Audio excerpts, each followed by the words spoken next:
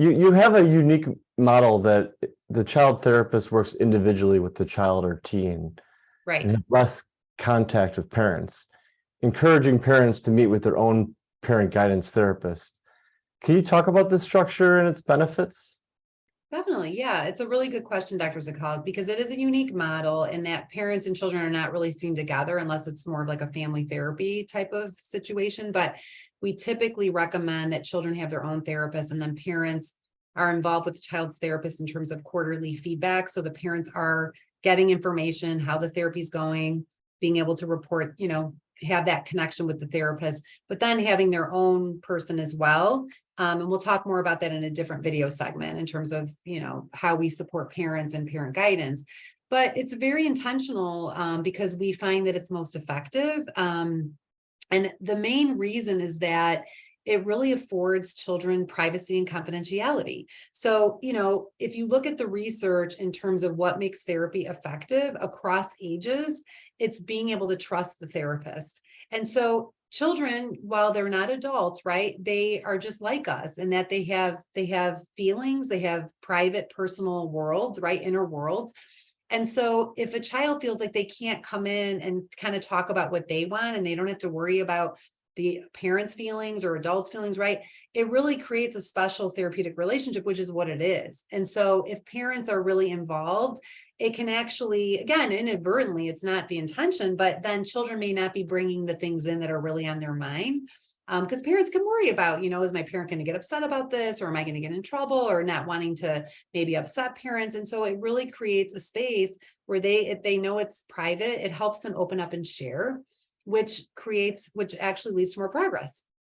Right. Like thinking about adult therapy and how confidentiality is so important, just as important for children. Absolutely. Exactly. And that might not be how people view it, right? Because they're children, right? But, we do need to afford children the same kind of respect and consideration for their motives and feelings, right? And I'm glad you brought that up about the adults, because when I do parent seminars, I really like to use adult analogies, right? To help parents understand from their experience, right? So like it'd be just like if they're in therapy themselves and then their spouse is walking in the session saying, hey, you got to talk about this. And we got into an argument the other night and talk about that. Or the therapist calling the spouse and saying, hey, do you want to hear what your partner said about you? Right. It wouldn't work. And an adult would not like that. And children don't like it either. They may not be able to protest as strongly about it, but it can impact the treatment.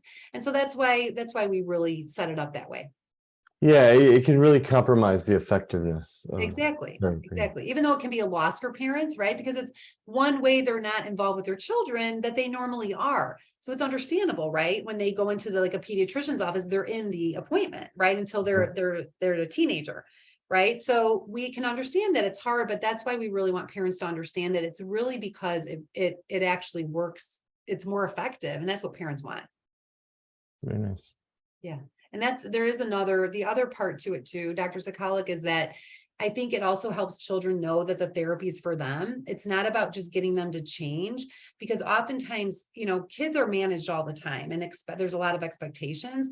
Therapy is one place that we believe it really should be for them and about them rather than about what everybody else kind of wants for them. And we find that actually is more effective, because then the child is not either just complying, right? Or they get into power struggles with the parent, right? Like you need to talk to your therapist about homework or this or that. Kids can kind of push back from that, because children also need to have a sense of agency and control. And so we understand it can be harder for parents to not actually be in those sessions, but wow, it is, we believe, far more effective, because the child then is choosing, to use the therapy how they feel they need it. And that's just more powerful. It's more effective and it's more powerful. Nice.